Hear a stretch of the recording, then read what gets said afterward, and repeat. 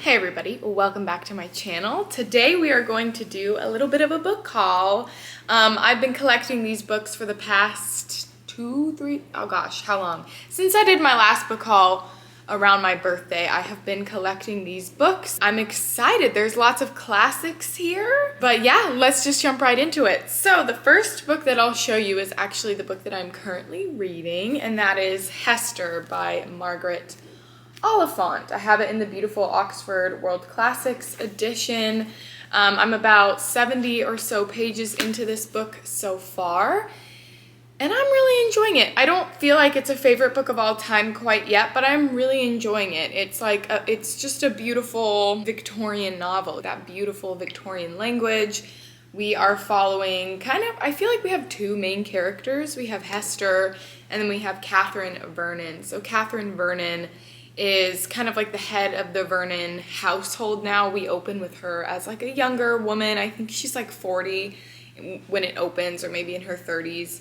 And she is a part of the Vernon family. There is the Vernon Bank, which is huge. Everybody loves the Vernon Bank. But then someone screws up the Vernon Bank. She comes in, saves it, and then she becomes kind of like this hero, wonderful, she thinks very highly of herself, person in this village or this town.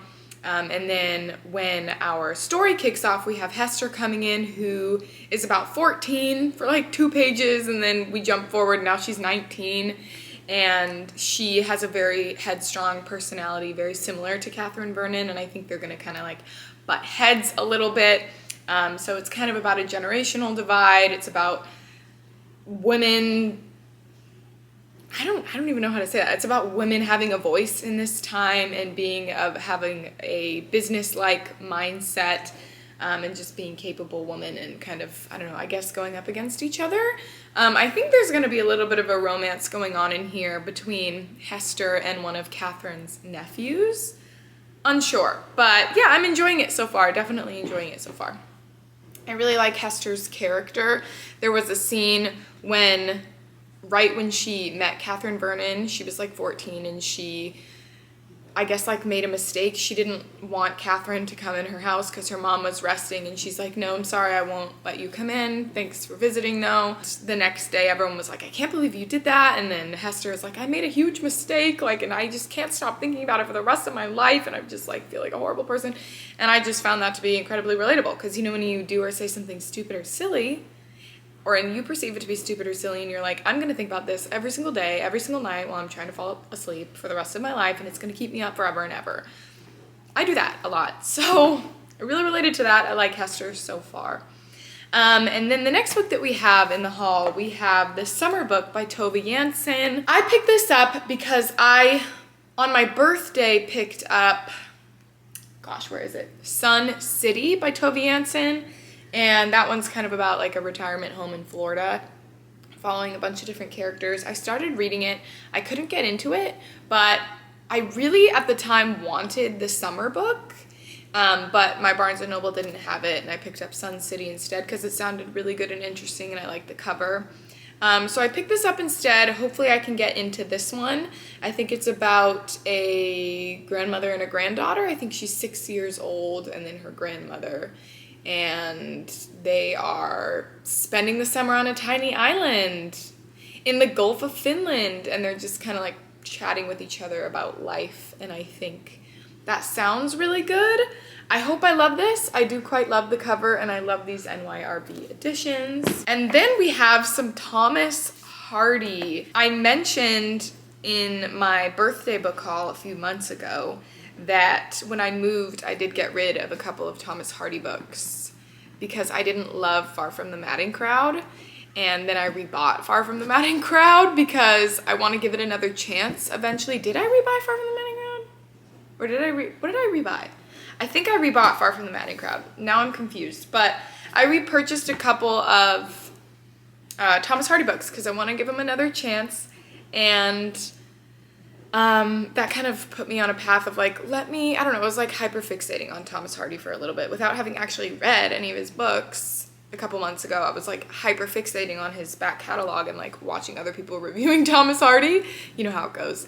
And so I decided to add a couple more of his books to my collection and hopefully get to them soon-ish, whatever that means. But I picked up Jude the Obscure, which I'm really nervous about. I'm super nervous about this one because it gets totally mixed reviews. I know it's supposed to be really kind of like sad and depressing and heavy, which is fine. I'm fine with sad and depressing and heavy, but I want there to be like a point to that in the books that I read that are sad, depressing, and heavy. You know what I mean? I want there to be a point. And I want it to feel like it's very emotionally resonant and not just like depressing for the sake of being bitter about life, which I feel like Thomas Hardy kind of can do. I don't know. I just hope there were like elements of Far From the Madding Crowd that I just didn't love. I just really didn't love. And I really hope that it's not like that in this. I did really like Tess of the D'Urbervilles though. Those are the only 2 Thomas Hardy books that I've read. So I don't know, bro. I'm nervous, but I bought it. You know what I mean? Like, here we are. We're going to read it and we're going to see how it goes. But, yeah, I tend to have similar taste. I don't know for sure, but I feel like I have more similar taste to Kate Howe, who is one of the Victober hosts this year and usually most of the years that I've been aware of. She's been one of the hosts. I'll link her channel down below. But yeah, since it is the month of October, it's Victober, which is also kind of, I was thinking about that while I was buying some of these books at the time. But yeah, I tend to have similar taste in books to her from what I've seen so far. And she hates this book, which really scares me.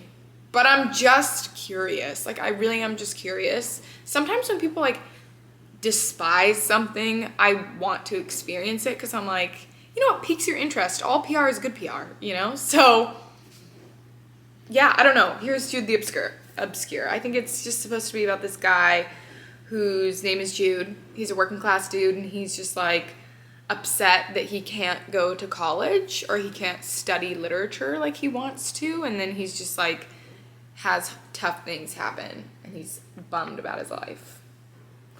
Anyway, that's that. I also picked up Under the Greenwood Tree by Thomas Hardy. I do believe I have seen this movie fairly recently-ish. Yes, Fancy Day. Yes, I have seen this movie. Miss Fancy Day. Basically, this was actually quite a pleasant Thomas Hardy story. Again, I saw the movie. Haven't read the book. I heard this is his least complex of all of his books. I feel like I heard that somewhere. I don't know.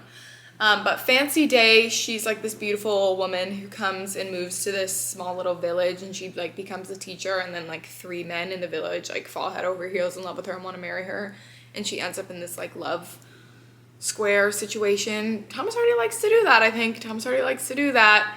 Enter, what's the name? Far From the Madding Crowd. Again, I hope, I saw this movie, so I know how it goes.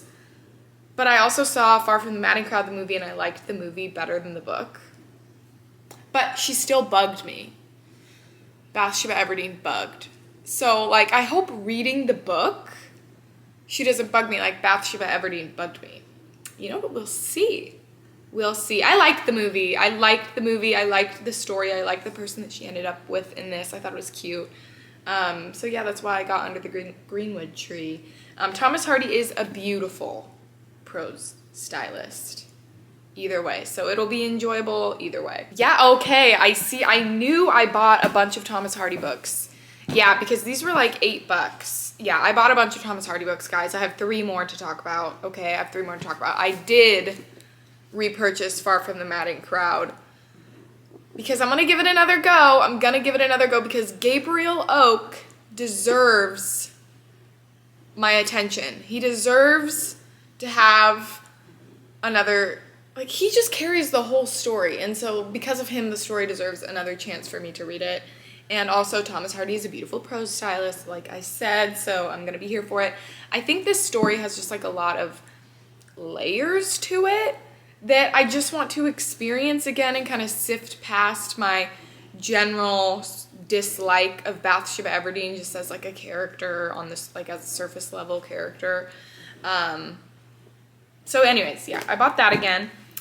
And then we got the Woodlanders. Can't you see? I told you, I totally hyperfixated on Thomas Hardy. Totally. I really don't know what this one is about, so let's read the back together. Love and the erratic heart are at the center of Hardy's Woodland story.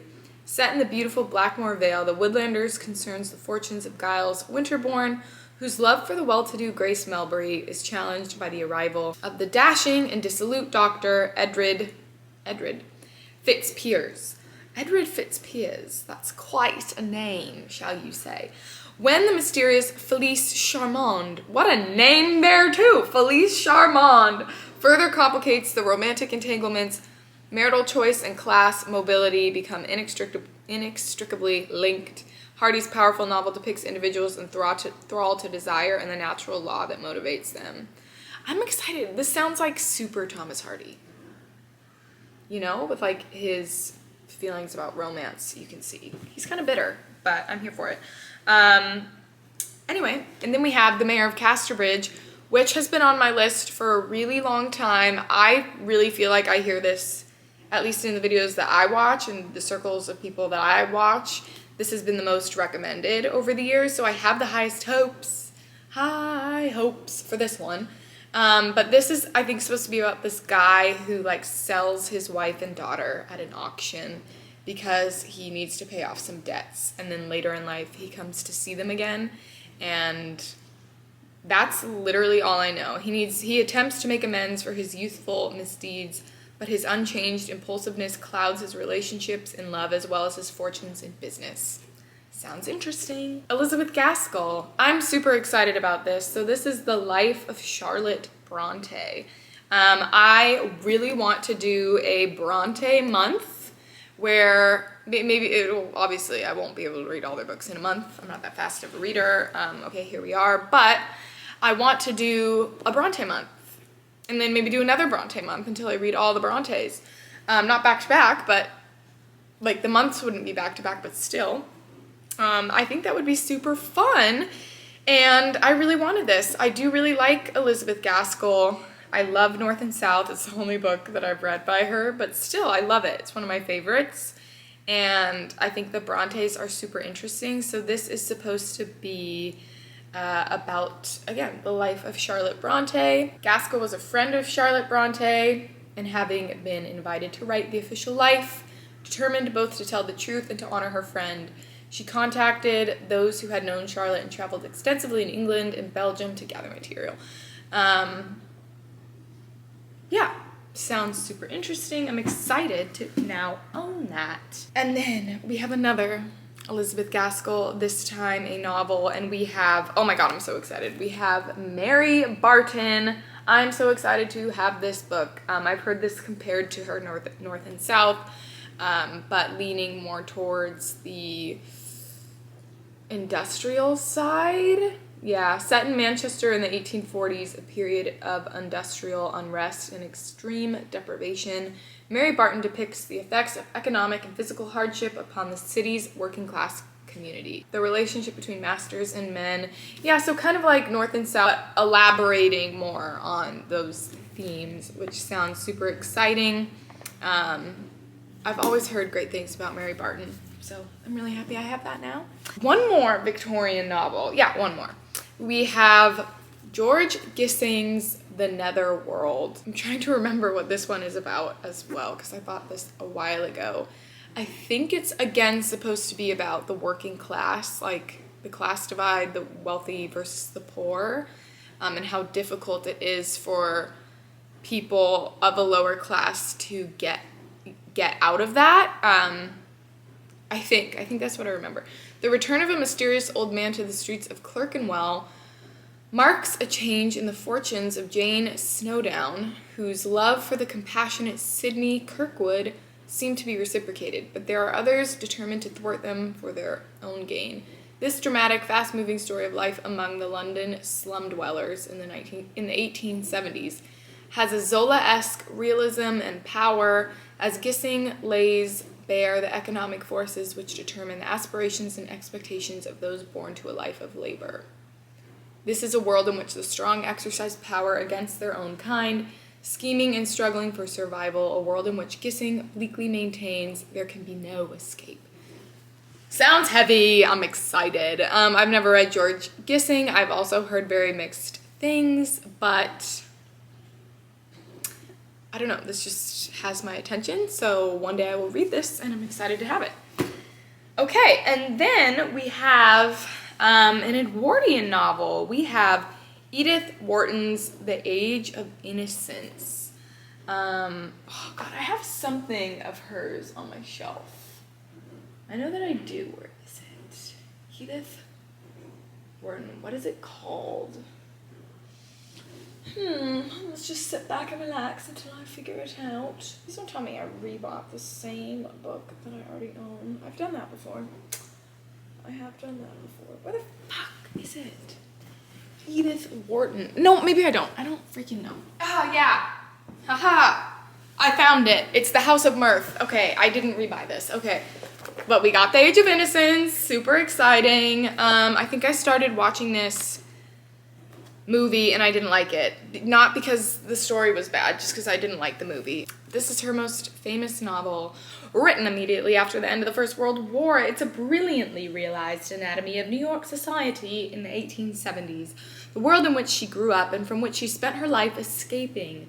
Newland Archer, Wharton's protagonist, charming, tactful, enlightened, is a thorough product of this society. He accepts its standards and abides by its rules, but he also recognizes its limitations. His engagement to the impeccable May Welland assures him of a safe and conventional future until the arrival of May's cousin Ellen Olenska puts all his plans in jeopardy. Independent, free-thinking, scandalously separated from her husband, Ellen forces Archer to question the values and assumptions of his narrow world.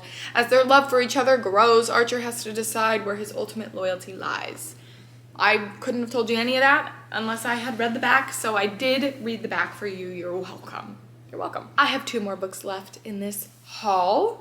One of them I purchased because of Women in Translation Month. I actually purchased this right before, or maybe at the beginning of August. Yeah, probably at the beginning of August, when I was trying to decide, or I don't know, like look up more recommendations for Women in Translation Month.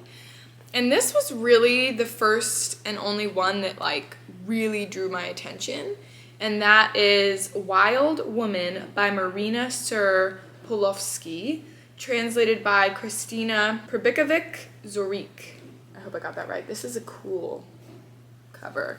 I love the French flaps with the non-deckled edges. I hate deckled edges, BT dubs.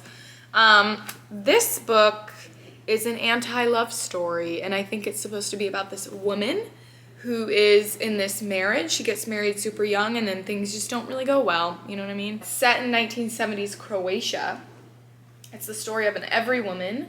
There's a love affair between 2 students of literature who bond through shared experiences and rush into the romantic dream of marriage. However, what at first seems idyllic to a young woman in love soon becomes a nightmare as she finds herself the victim of an unscrupulous, lazy womanizer whom she must support financially and who often disappears without explanation, leaving her alone in unfamiliar surroundings. To break free of him, she must first break free of the constraints placed on her by her family, her community, and tradition. She must go wild. Yeah. So I bought it. Sounds interesting. I'd literally never heard anybody talk about this before. But I forgot where the heck I saw this online, but I saw this online somewhere. The first sentence is, "This is the 3rd day that I haven't left the house, except to take the dog out early in the morning. As soon as it's light, and again late at night when it's dark, it's out and back in, no walking, no running. He just does his business, and it's back to our refuge, before anybody can see us." Whoa. Sounds like it might be a bit stream of consciousness, and I'm excited about that because I love that style of writing. Last but not least in this book haul, we have The Oppermanns by Leon Feuchtwanger. I'm going to show you the name. There we go. This is a beautiful edition. Are we not seeing this? Oh my gosh. Again, French flaps, non-deckled edges. This is what dreams are made of. Hey now. Hey now. This is what dreams are made of. This book. Let's look. this book's look, you know? I saw this book recommended online. I'm totally, again, forgetting where. I bought this a while ago, and I immediately had to buy it. I just remember, I think it's supposed to be about a family. This was written during World War II, and it's about a family right before World War II, when, like, there's stuff going on politically, and they're like, oh, nothing bad's gonna happen, or like, there's no way, we couldn't believe that there's going to be a war and whatnot. But then there's all these things that are like, you know, bad signs, like that's the way things are, the way the world is going. But they're kind of in denial, I think is what I remember. We'll read the back together in a second, but this is what I'm remembering. And then of course, really bad stuff happens, you know? I wanted to buy this book because I feel like it might be mirroring, or it might mirror a lot of like modern day stuff, you know, unfortunately. So I thought that it might be interesting to read this history, pretty much. I know it's a fiction, but fiction is history and emotional history and art, you know what I mean? So I wanted to get it. I absolutely felt like I had to have it. What the inside flap says: the Oppermann brothers consider themselves exemplary German citizens, cultured, liberal, proud contributors to society. One runs the trusted Oppermann furniture chain, one is an eminent surgeon, one is a respected critic, book collector, and bon vivant. To them, anti-Semitism is a thing of the past. Only their sister and her husband grasp the true danger when the Oppermanns are pressured to bring an Aryan competitor into the family firm, or a new teacher changes the history lessons at their children's school, or violence erupts in the streets. Written in 1933 in real time, as the Nazis consolidated power, the Oppermanns captures the day-to-day vertigo of watching a liberal democracy fall apart. As Joshua Cohen writes in his introduction to this new edition, it is one of the last masterpieces of German Jewish culture. Prescient and chilling, it has lost none of its power today. So yeah, that kind of sobered me up a little bit when I read that. I think this is, it's now making me really want to read this soon. This seems like, and I'll let you know after I do read it, but this seems like a very necessary read, especially for now. So yeah, thanks so much for watching my book haul. Please let me know if you've read any of these books in the comments down below, what you thought of them, if you loved them. Even if you didn't like them, let me know. I'd love to hear. Let me know if you've bought any new books recently. I'd love to hear about that as well. And yeah, thanks so much for watching. I hope you guys have a great rest of your day, and goodbye.